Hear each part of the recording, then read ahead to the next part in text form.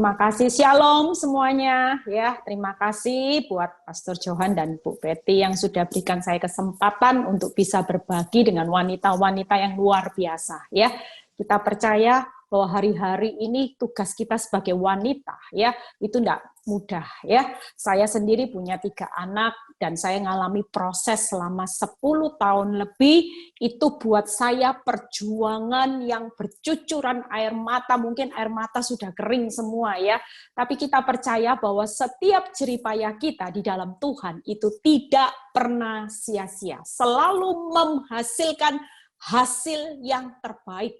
Sering kali orang tanya sama saya, Bu Eli, 10 tahun proses dalam mengiring Kristus, mengikuti jalannya Tuhan.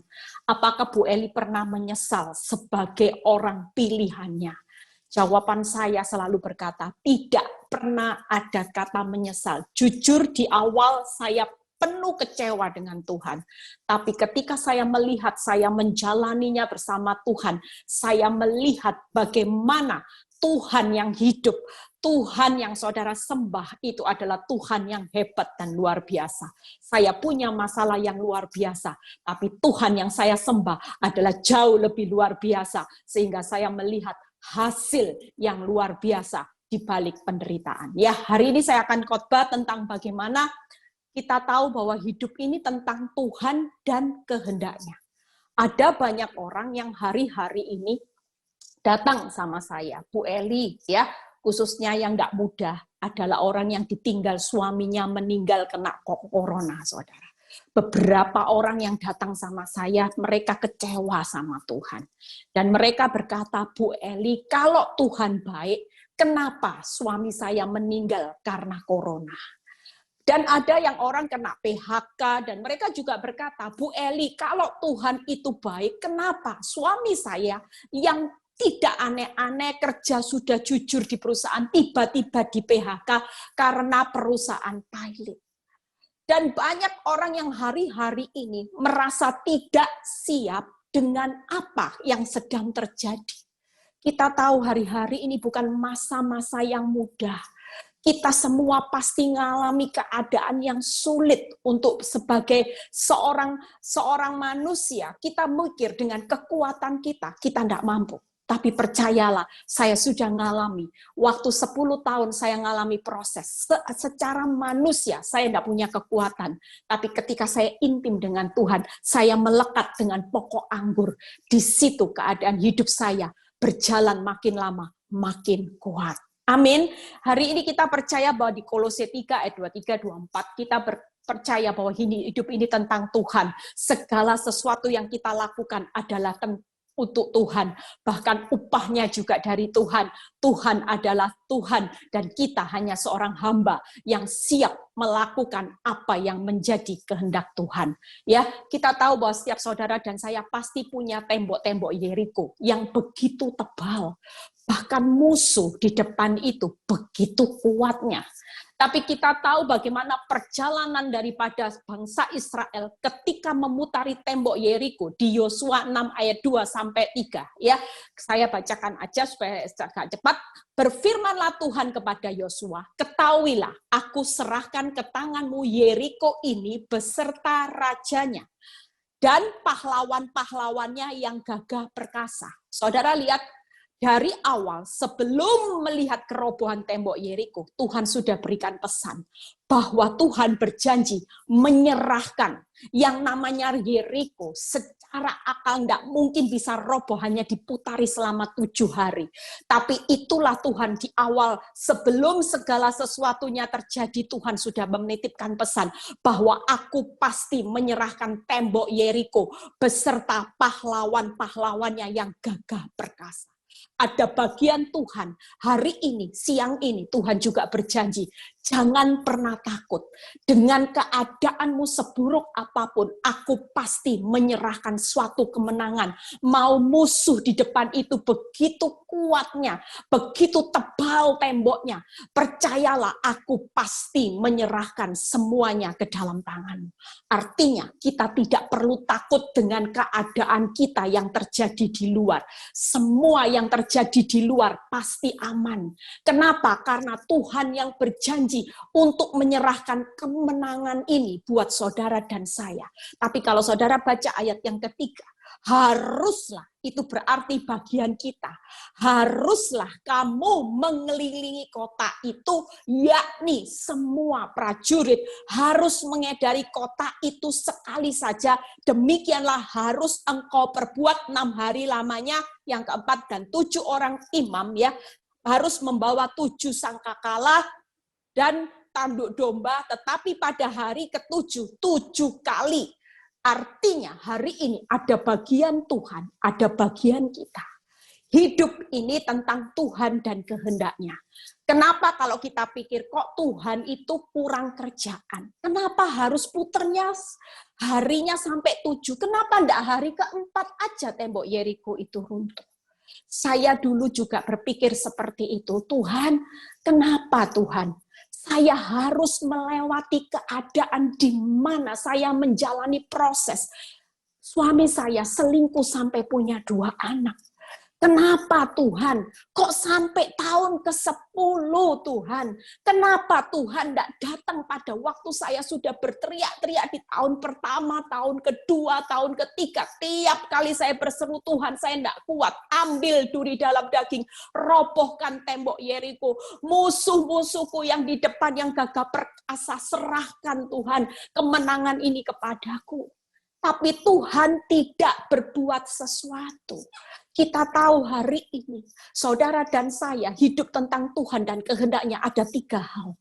Kenapa Tuhan tidak putaran yang keempat, roboh? Kita tahu bahwa Tuhan sedang bawa saudara dan saya masuk dalam rancangannya. Saudara dan saya hari ini, Tuhan sedang bawa saudara dan saya bukan masuk dalam rancangan kita. Saya waktu masuk dalam rancangan Tuhan, semua rencana saya kacau balau, saudara. Rencana kehidupan saya melihat rumah tangga yang bahagia berantakan semuanya, saudara. Dan yang kedua, Tuhan mau kita masuk di dalam jalannya. Kalau Tuhan bawa masuk dalam rancangannya, ternyata hari ini saya mengerti. Kenapa? Karena supaya hidup saya menjadi berkat. Hidup saya berdampak. Hidup saya berubah. Dan hidup saya berkemenangan. Seperti di Yesaya 49 ayat 6 yang berkata bahwa engkaulah terang bagi bangsa-bangsa. Melewati engkau, keselamatanku akan sampai kepada bangsa-bangsa. Itu yang saya mengerti hari-hari ini. Ternyata ketika Tuhan tidak jawab doa saya selama tahun ketiga, Tuhan sedang bawa saya masuk dalam rancangannya. Bahkan ketika jalannya, saya cuma berpikir, Tuhan capek loh Tuhan. Jalan pikul salib sangkal diri selama 10 tahun, capek Tuhan. Kenapa tidak tahun ke-5? Kenapa tidak tahun ke-2 Tuhan? Kita percaya hari ini bangsa Israel juga. Waktu mereka mengelilingi pada hari ke-7, mereka mungkin sudah capek. Sudah hari ke-7 masih ditambah lagi 6 kali, saudara. Kita semua hari-hari ini mengalami jalan ikut Tuhan capek.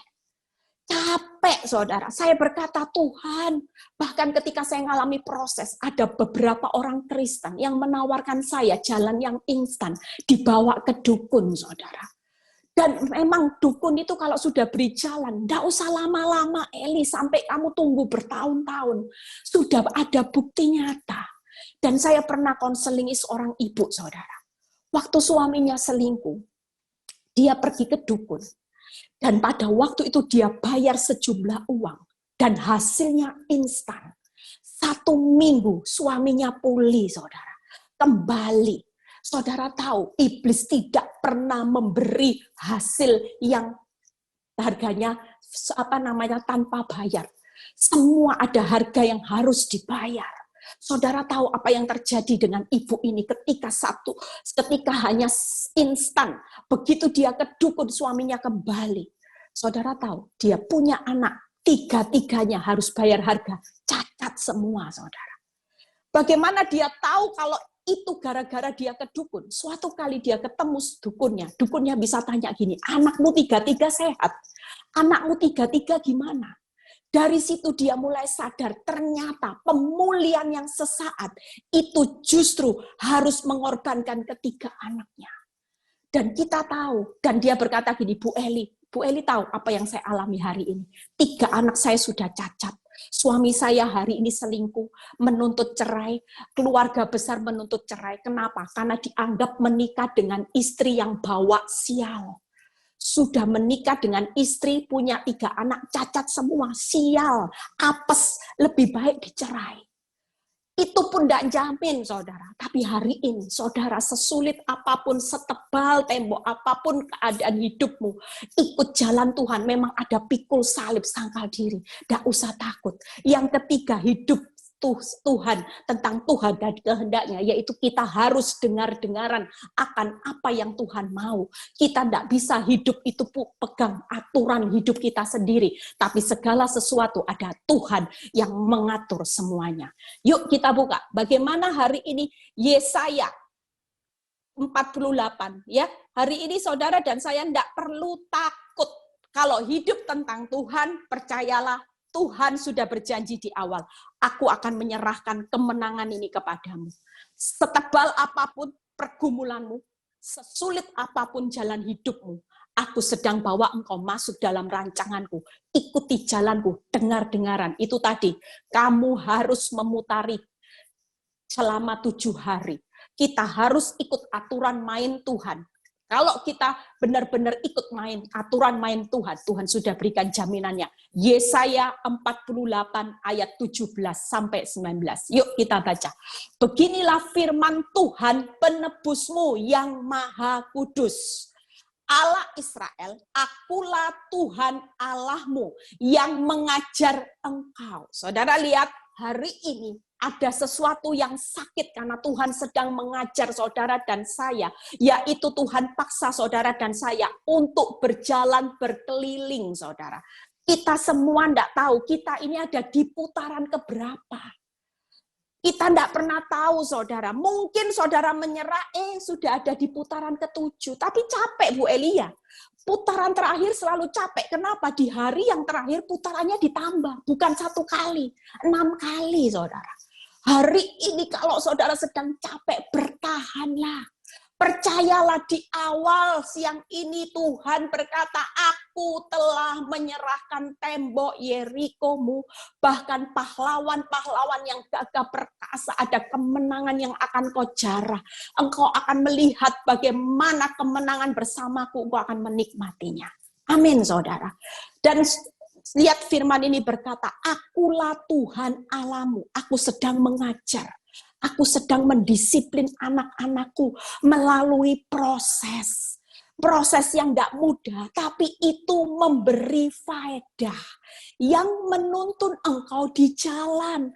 Artinya setelah kita masuk rancangannya, kita akan dituntun Tuhan di jalan.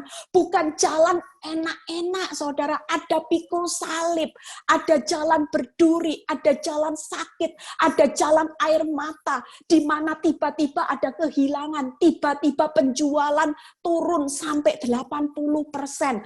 Ada suami yang tiba-tiba mungkin yang mulainya setia, tiba-tiba meninggalkan kita.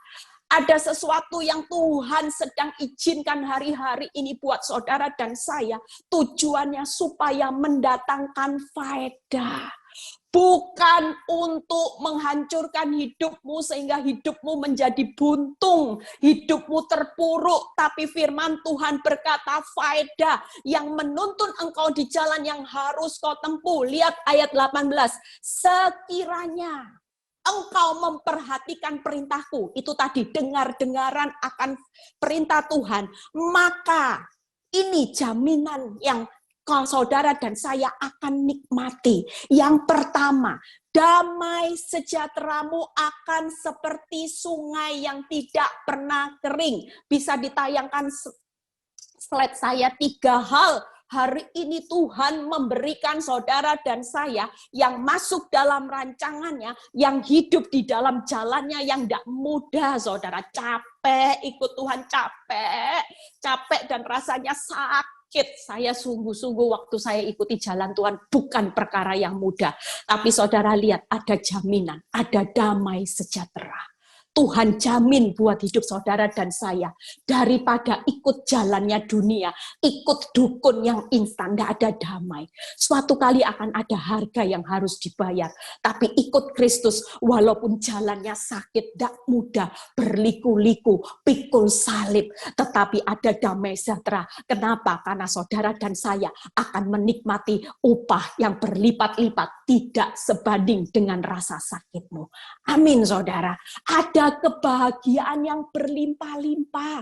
Hari ini saya merasakan kebahagiaan saya luar biasa. Untung Tuhan, saya tidak menyerah. Waktu suami saya punya anak 2, saya mau menyerah. Saya mau pisah, saya mau cerai, saya mau kabur, saudara.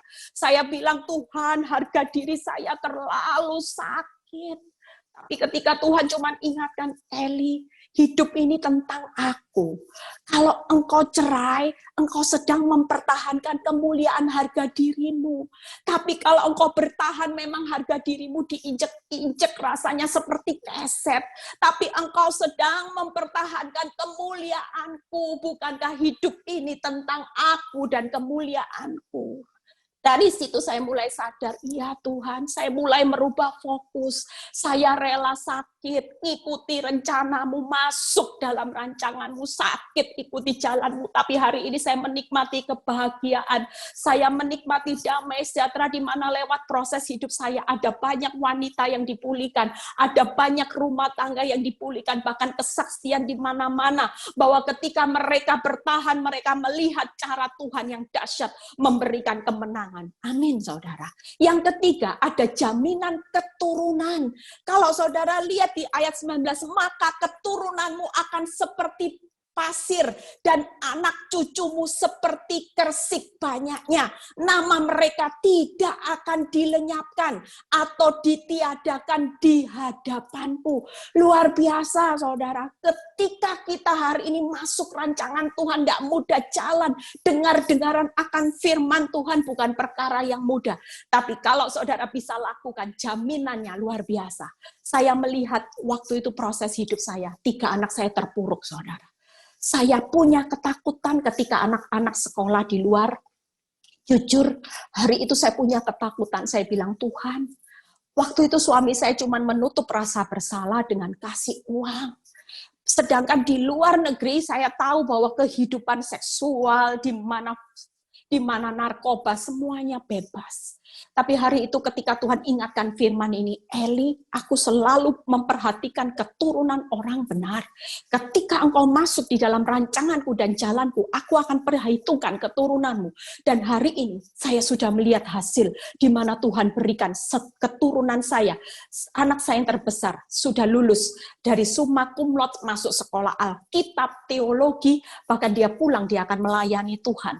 Hari itu saya berkata hari ini, Tuhan betapa dahsyatnya. Dan anak saya juga diterima di UC yang terkenal di dunia. Saya merasakan dari seorang ibu yang nggak bisa apa-apa. Saya nggak pernah kerja, makanya saya itu gaptek, saudara ya. Tadi aja maaf ya, saya benar-benar, saya ini orang nggak pernah kerja. Dulu sama suami saya itu diperlakukan seperti Cinderella. Nggak boleh kerja, suruh duduk-duduk, suruh pergi jalan-jalan, nggak apa-apa. Tapi nggak perlu kerja, makanya otaknya on, saudara. Hari ini ketika Tuhan paksa hidup saya untuk masuk dalam rancangannya, saya takjub. Saya bisa khotbah, saya bisa tulis buku renungan sudah 4 tahun, saudara. Dan itu karya Tuhan. Buat saya tidak mampu, saudara. Ya, 3 hal jaminan hari ini, jangan pernah takut. Yuk, walaupun sulit sukar, jangan pernah menyerah. Hidup tentang Tuhan, hidup tentang kehendaknya, selesaikan sampai di garis akhir. Amin, saudara. Yang kedua ya, ada damai, ada kebahagiaan yang berlimpah, dan ada jaminan buat keturunan. Saudara, tidak perlu takut dengan keturunanmu sepanjang hidupmu benar. Warisan uang itu bisa habis dalam sekejap. Orang yang berkata tidak habis 7 turunan, habis. Tapi warisan abadi yang kau tinggalkan dari keturunan orang benar, itu akan selama-lamanya. Mungkin saudara meninggal, tidak meninggalkan warisan yang banyak, tapi keturunan orang benar, Tuhan selalu ingat, oh ini keturunannya Bu Eli, orang benar, oh ini keturunannya Bu Betty, orang benar. Aku perhitungkan, cari kerja diperhitungkan, cari jodoh diperhitungkan, masa depan disediakan, saudara. Tuhan berjanji sore ini bahwa Tuhan sudah menyerahkan tembok-tembok Yeriko ke dalam tangan saudara dan saya. Yuk kita lihat di Yesaya 49 ayat 13, 15. Satu ayat lagi setelah itu kita selesai. Ya, Yesaya 49 ayat 13 sampai 15. Bagaimana hari ini bukan hanya ada jaminan, tapi Tuhan hadir di tengah masa sukar. Jangan berpikir walaupun hari ini kena PHK, tokomu yang disita bank, Tuhan tidak hadir. Tuhan turut bekerja di dalam segala sesuatu, mendatangkan kebaikan. Yang terbaik, yang terindah. Waktu suami saya selingkuh sampai punya 2 anak, apakah Tuhan tidak hadir? Apakah Tuhan tidak lihat tetesan air mata saya? Tuhan hadir. Yuk kita baca. Bersorak-soraklah hai langit, bersorak-soraklah hai bumi, dan bergembiralah dengan sorak-sorak hai gunung-gunung. Sebab Tuhan menghibur umatnya, menyayangi orang-orangnya yang tertindas. Sore ini ada berita sukacita buat saudara yang mengalami tertindas. Sore ini Tuhan berkata, aku menghibur umatku, menyayangi umatku yang lagi mengalami keadaan tertindas. Saudara mungkin tertindas dengan suami, saudara tertindas karena pekerjaan yang sepi, saudara hari ini tertindas karena ketakutan dengan keadaan virus, dengan keadaan resesi dunia. Sore ini Tuhan membawa kabar sukacita bahwa Dia hadir. Engkau tidak berjalan sendiri karena aku Tuhan Allahmu yang selalu setia. Engkau tidak setia, tapi aku tetap setia, selalu hadir di dalam setiap proses kehidupanmu. Ya, lihat ayat yang ke-15, dapatkah seorang perempuan, ini ayat yang luar biasa, ya. Sion berkata, Tuhan telah meninggalkan aku, Tuhanku telah melupakan aku. Kalau sore ini saudara berpikir Tuhan meninggalkan saudara di tengah PHK, di tengah suami yang meninggal kena corona, di tengah pasangan yang berselingkuh, saudara salah besar. Lihat 15 berkata, dapatkah seorang perempuan melupakan bayinya sehingga ia tidak menyayangi anak dari kandungannya. Sekalipun dia melupakannya, aku tidak akan melupakan engkau. Keren, saudara. Ini ayat yang saya pegang teguh saat saya mengalami titik nadir. Saat saya tidak melihat pengharapan saya dengan hasil yang baik, justru mengecewakan. Makin berharap suami saya punya anak 1. Makin punya pengharapan sama Tuhan, suami saya punya anak 2. Makin punya pengharapan sama Tuhan, suami saya yang tadinya saya dibagi, saudara. 1 hari di sana, 1 hari tidur sama saya, tidur di rumah. Setelah punya anak 2, pengharapan saya sudah selesai, Tuhan cukup. Duri dalam daging ambil, tembok Yerikoku Tuhan robohkan. Ternyata tidak roboh. Justru ketika suami saya punya anak 2, malah tidak tidur di rumah, saudara. Kalau pulang kerja cuma makan, setelah itu pamit sama saya, sama anak-anak. Bye-bye, Dedi pergi ya, Dedi pulang. Anak-anak sampai bilang gini, Mami, tidak aneh Mami, Dedi lo bisa pamit sama kita, bye-bye. Saudara bisa bayangkan keadaan yang begitu menindas, itu membuat rasa sakit. Tapi hari ini saya percaya, Tuhan menghibur saudara. Waktu ini ayat ini berbicara, percayalah hari ini keadaanmu sesulit apapun, kehadiran Tuhan untuk menghibur saudara dan saya, Dia selalu ada. Dia menyayangi. Kalau kasih sayangnya terjadi, itu artinya hidup ini berjalan dengan anugerah, dengan kebajikan, kemurahan belaka. Setiap hari di tengah masa sukarmu, jangan fokus dengan hasil. Hasil bisa mengecewakan, tapi fokus kepada Tuhan yang selalu memberikan yang terbaik, tidak akan pernah mengecewakan. Amin, saudara. Yang ketiga, Tuhan tidak akan melupakan saudara dan saya. Ini ayat peneguhan. Hari ini jangan merasa hidupmu sendiri di tengah masa-masa sukar. Engkau tidak sendiri. Tuhan itu selalu hadir. Tuhan itu selalu dekat untuk menghibur, menyayangi, memberikan anugerah kebaikannya. Bahkan Dia tidak akan melupakan saudara. Amin, saudara. Dia selalu ingat bahwa saudara hari ini butuh pertolongannya. Yang terakhir, bagaimana kemuliaannya. Yesaya 49 ayat 23b. Ya, maka engkau akan mengetahui bahwa akulah Tuhan, bahwa orang-orang yang menanti-nantikan aku tidak akan mendapat apa, saudara? Malu. Hari ini mungkin kelihatannya, hari itu saya berkata, aib Tuhan. Suami sampai punya 2 anak, aib Tuhan. Tapi Tuhan berkata, ingat janjiku.